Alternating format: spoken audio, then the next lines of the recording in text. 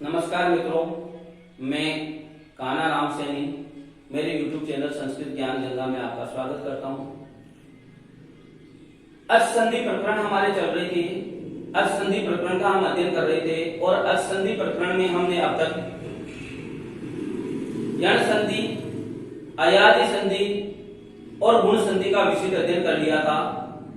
उसके बाद में हमारे वृद्धि संधि का अध्ययन चल रहा था और वृद्धि संधि में हमने लगभग सभी सूत्रों और वार्तिकों का अध्ययन कर लिया था, एक सूत्र को छोड़ करके। उस एक सूत्र का आज हम इस वीडियो में अध्ययन करेंगे और वो सूत्र है उपसर्गात् रीति धातु। इस सूत्र का अध्ययन हम आज इस वीडियो में करेंगे। इस सूत्र का अध्ययन करने से पूर्व लघु सिद्धांत कौमुदी में दो संज्ञा सूत्र दिए हुए हैं।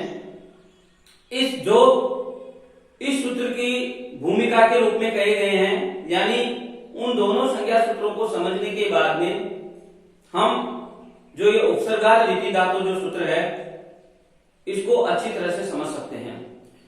तो हम पहले उन संज्ञा सूत्रों का अध्ययन करेंगे, उसके बाद में इस सूत्र का अध्ययन करेंगे। तो जो संज्ञा सूत्र जो दिया हुआ है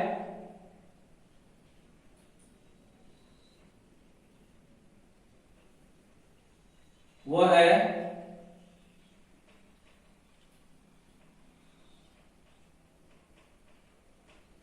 उपसर्गा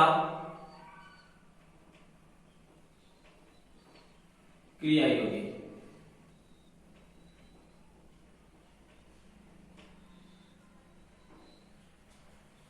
दोस्तों, यदि आपसे यह प्रश्न किया जाता है कि प्र प्रा आदि हैं, इनको क्या कहते हैं, यदि यह प्रश्न किया जाए तो आपका सीधा सीधा उत्तर होगा कि उपसर्ग कहते हैं।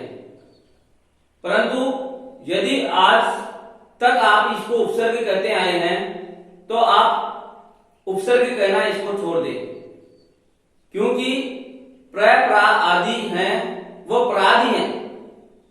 इनको यथा स्थिति अलग अलग नाम से इनको जाना गया है। वो इनको 5 नामों से जाना जाता है, प्रादि हैं जिनको। पहला है निपात नाम से भी इनको जाना जाता है, निपात संज्ञा भी की जाती है। दूसरा, इनको अव्यय भी कहा जाता है। जो प्र प्रा आदि है, प्रादि हैं, इनको निपात भी कहा जाता है, इनको अव्यय भी कहा जाता है, इनको उपसर्ग भी कहा जाता है, इनको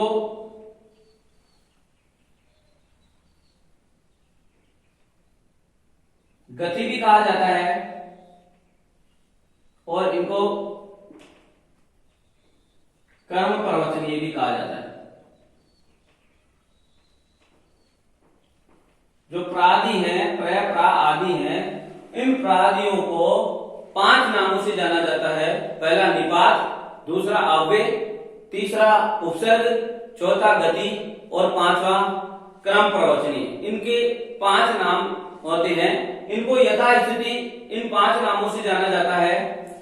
तो एक सूत्र होता है प्रागईश्वर, प्रागईश्वरा निपात, प्रागईश्वरा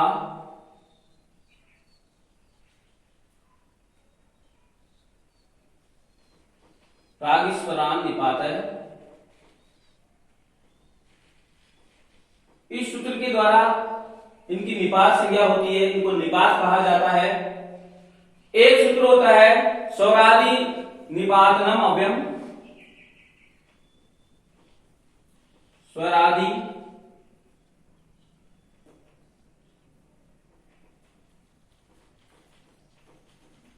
निपातम अव्ययम।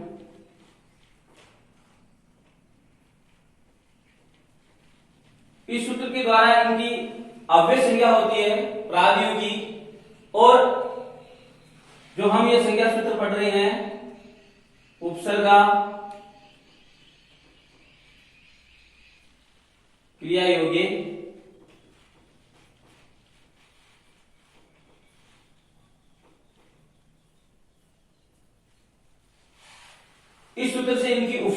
संज्ञा होती है और एक सूत्र होता है गतिश्चय।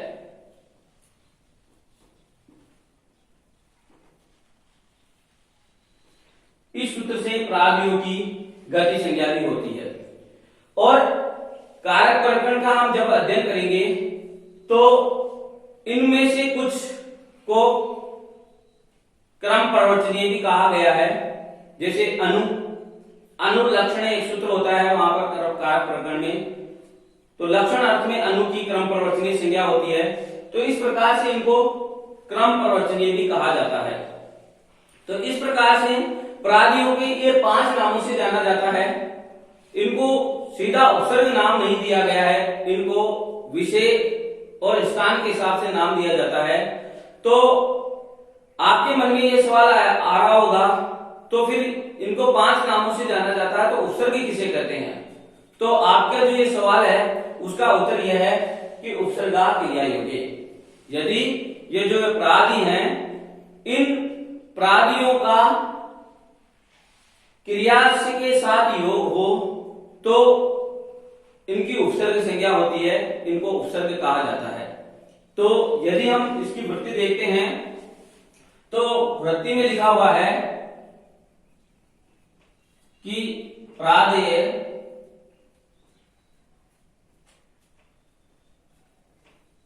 क्रिया योगी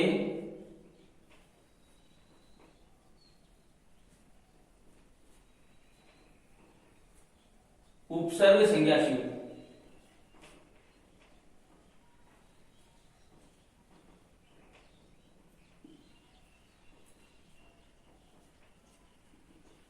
जो प्रादि हैं उनका क्रिया के साथ योग होने पर उनकी उपसर्ग संज्ञा होती है। यदि इनका क्रिया के साथ योग नहीं होगा तो इनको उपसर्ग कभी भी नहीं कहा जाता है, ये आप भूल जाएं। तो प्रादेय है, इनका क्रिया के साथ योग होने पर इनकी उपसर्ग संज्ञा होती है। तो हम ये देखेंगे कि ये सूत्र है, जो ये प्रादेय जो आया है वो कहां से आया है, इसको समझने के लिए यदि अष्टाध्याय में चलेंगे तो यदि हम इस सूत्र का क्रमांक देखते हैं तो इस सूत्र का क्रमांक हमें मिलेगा 1459। इससे ऊपर वाला यदि हम सूत्र अष्टाध्याय में देखते हैं तो 1458 नंबर का सूत्र हमें मिलेगा प्रादेय। इस सूत्र की है 1458। तो इस सूत्र की अनुवर्ती इस सूत्र में आ जाती है। तो इस प्रकार से इसका अर्थ हो जाता है प्रादेय क्रिया योग्य उपसर्ग संज्ञा शु। उसके बाद में जो आगे का जो सूत्र संज्ञा सूत्र कहा गया है वो संज्ञा सूत्र है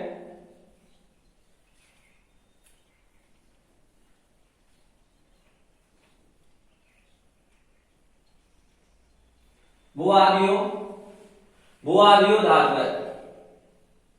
भुआदियो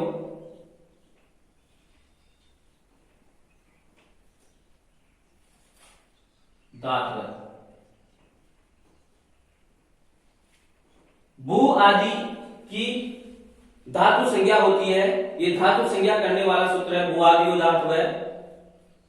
यदि इसकी हम वृत्ति देखते हैं तो वृत्ति में लिखा हुआ है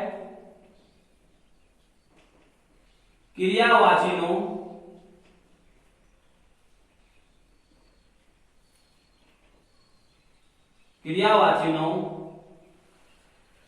भुआदियो भवादियो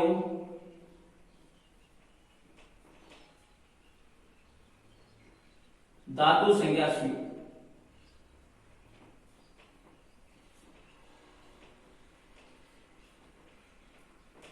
इस प्रकार से वृत्ति में लिखा हुआ है कि जो क्रिया के वाचक जो भू आदि हैं, जो भू आदि हैं क्रिया के वाचक हैं, ये इनकी धातु संज्ञा होगी।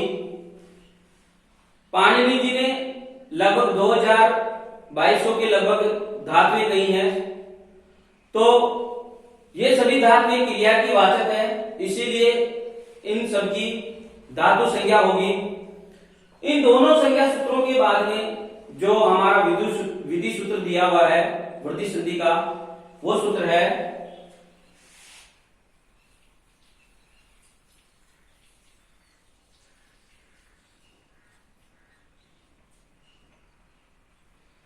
उपसर्गात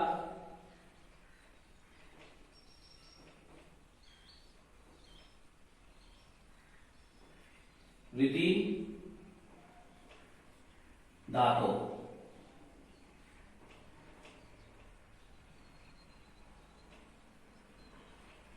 उपसर्गात वृद्धि धातु, ये सूत्र है।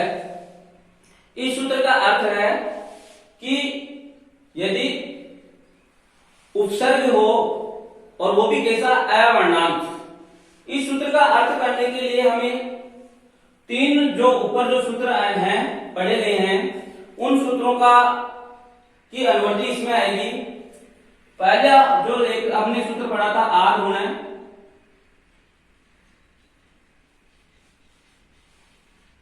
इस आद गुणा से आद की अनुवृत्ति आएगी आद की। उसके बाद में हमने एक सूत्र पढ़ा था एक है पूर्व प्रयोग,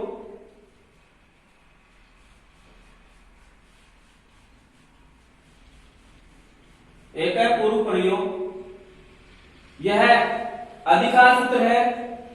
इसके अधिकार क्षेत्र में यह सूत्र आता है तो इस सूत्र का अर्थ इस सूत्र के अंतर्गत आएगा। और एक सूत्र हमने और पढ़ा था वर्धित रेखी,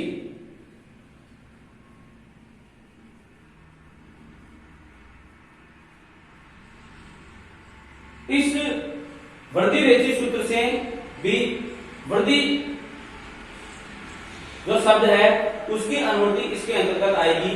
तो इन तीनों आद गुण से आद की अनुवृत्ति एक पूर्व प्रयोग का अधिकार सूत्र है, ये इसके अधिकार क्षेत्र में आने के कारण इसके पूरे सूत्र का अर्थ इसमें आ जाएगा।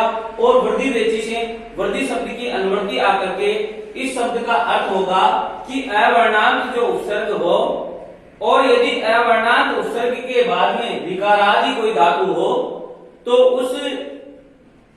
तो पूर्व और पर वाले वर्ण के स्थान पर वृद्धि रेखादेश होता है। इस प्रकार से इस सूत्र का अर्थ है। इस सूत्र की यदि हम वृत्ति देखते हैं तो लघु सिद्धांत कौमुदी में इसकी वृत्ति लिखी हुई है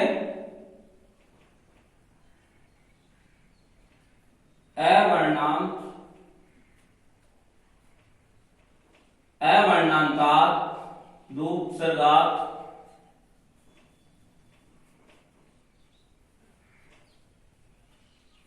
अवर्णांतादो उपसर्गात ऋकारादो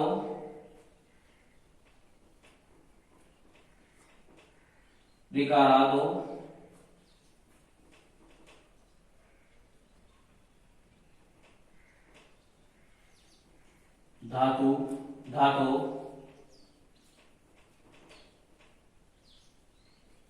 परे अवर्णांताद उपसर्गाद ऋकारादो धातो परे पूर्व प्रयोग वृद्धि रेखादेशात् वृद्धि रेखादेश है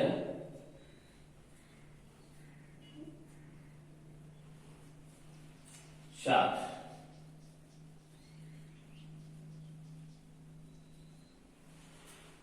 अवर्णांताद उपसर्गाद ऋकारादो धातो परे वृद्धि रेखादेश है स्यात्। इस प्रकार से इस सूत्र की वृत्ति लिखी हुई है। तो इस सूत्र की वृत्ति का भी यही अर्थ है जो मैंने आपको बताया कि अवर्णांत उपसर्ग के बाद यदि ऋकारादि धातु हो, ऐसी धातु जिसका आरंभ रि से होता हो, तो यहां पर जो एक चीज समझने की बात है, ऋति कहा गया है, ऋति ऐसा कहा गया है, यानी ऋत का सप्तमी विभक्ति का एक वचन रूप ये ऋति बनेगा। तो यहाँ पर रि को तय पर तत्काल से तय लिखा गया है, यानी तय पर तत्काल से होगा।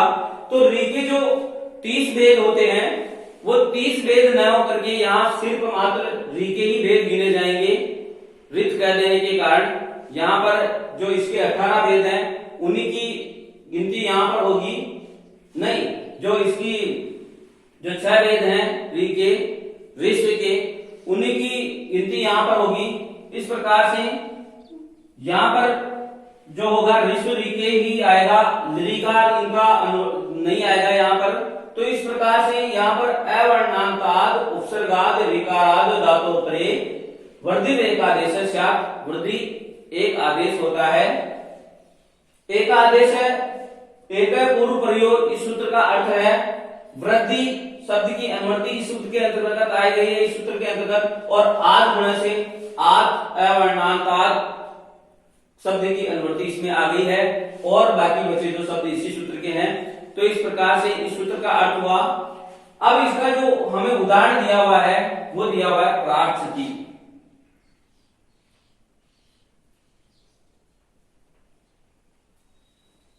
प्रार्थकी ये हमें उदाहरण दिया हुआ है, इसका हम विखंडन करते हैं तो होगा प्र प्लस ऋक्षति। ये इसका विखंडन होगा प्र प्लस ऋक्षति। तो अब हम इसको विखंडन करते हैं तो ये अवर्णांत उपसर्ग आया पहले तो पूर्व में तो, और उसके बाद में ऋकारादो धातु आई, क्योंकि ऋ ऐसी धातु है, ऋच ऐसी धातु है जिसका आदि वर्ण यानी पूर्व का वर्ण ऋ से प्रारंभ हो रहा है ये धातु। इसीलिए इन दोनों के स्थान पर, पूर्व और पर वाले वर्ण के स्थान पर, दोनों के स्थान पर वर्धित एक आदेश हो जाएगा। तो पहले मैं प्र का विखंडन करूंगा समझाने की दृष्टि से। प आधा है, र भी आधा है, और उसके बाद में अ है, और उसके बाद में इधर ऋ च क्षति। इस प्रकार से स्थिति है। यदि हम इसको मिलाएंगे तो ये प्र प्लस ऋक्षति ही बनेगा। तो अब हम देखते हैं कि पूर्व में कौन सा वर्ण मिला, हमें अ वर्ण मिला, और जो था अवर्णांत उपसर्ग का अ था, इसीलिए अ को बाहर निकाल लेंगे। और ऋकारादि धातु मिली, और ऋकारादि धातु में आदि वर्ण ऋ है, तो हम दोनों को बाहर निकाल लेंगे। इधर अ निकल गया, इधर ऋ निकल गया, दोनों के स्थान पर वृद्धि एक आदेश करेंगे। हम जानते हैं कि वृद्धि पाणिनि जी ने 3 को कहा है, आपको भी कहा है, ऐ को और औ को, इन 3 को पाणिनि जी ने वृद्धि कहा है। तो हम तीनों में से कौन सा वर्ण आदेश करें अ और ऋ के स्थान पर? ये अनियम की स्थिति आ जाती है। तो इस अनियम की स्थिति को लाने के लिए यहाँ पर स्थानीय अंतरतम जो सूत्र आता है वो आकर के कहेगा कि जो अंतरतम वर्ण हो यानी सदृशतम वर्ण हो, जो सवर्णी वर्ण हो, दोनों का वही आदेश होगा। तो हमें सदृशी वर्ण ढूंढने के लिए उच्चारण स्थान आदि का प्रयोग करना पड़ेगा। तो हम जानते हैं कि अ का उच्चारण स्थान होता है कंठ,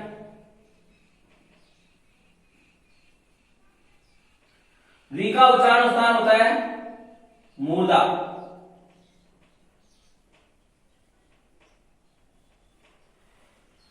अब इनमें से यदि हम इनको देखते हैं उच्चारण स्थान, तो आ का उच्चारण स्थान होता है कंठ,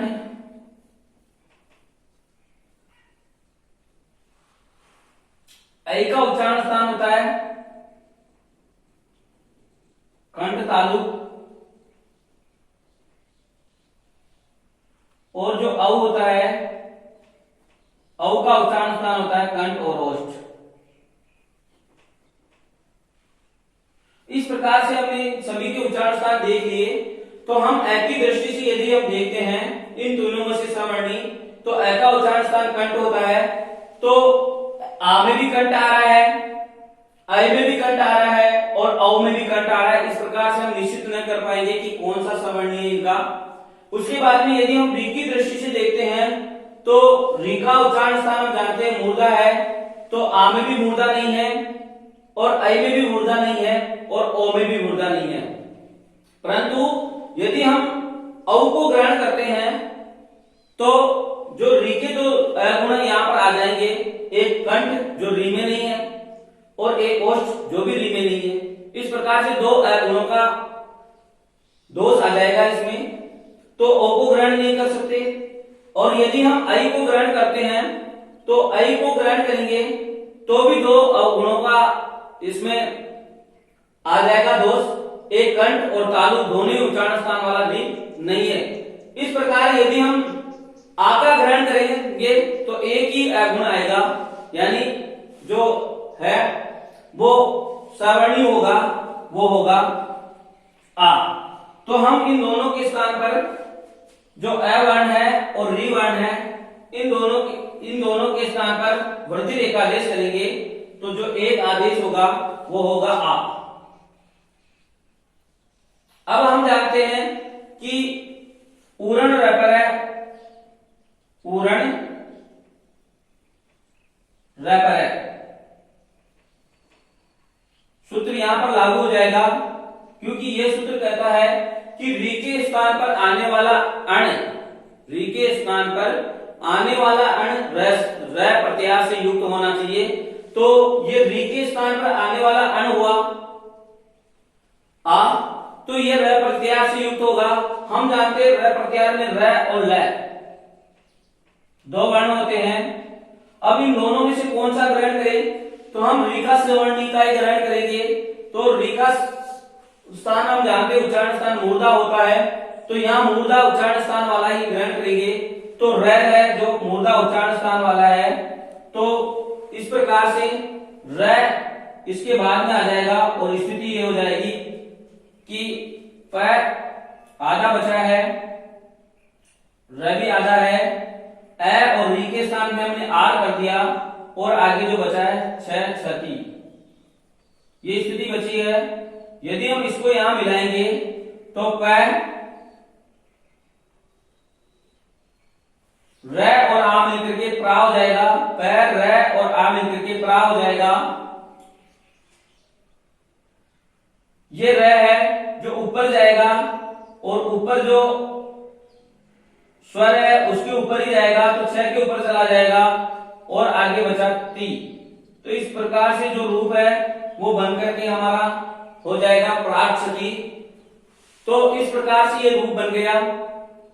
मित्रों, ये सूत्र ये मेरे द्वारा समझाया गया है इस प्रकार से।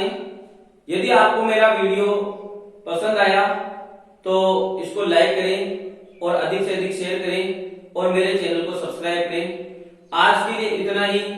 अगले वीडियो में हम नई संधि के साथ पुनः मिलेंगे। धन्यवाद।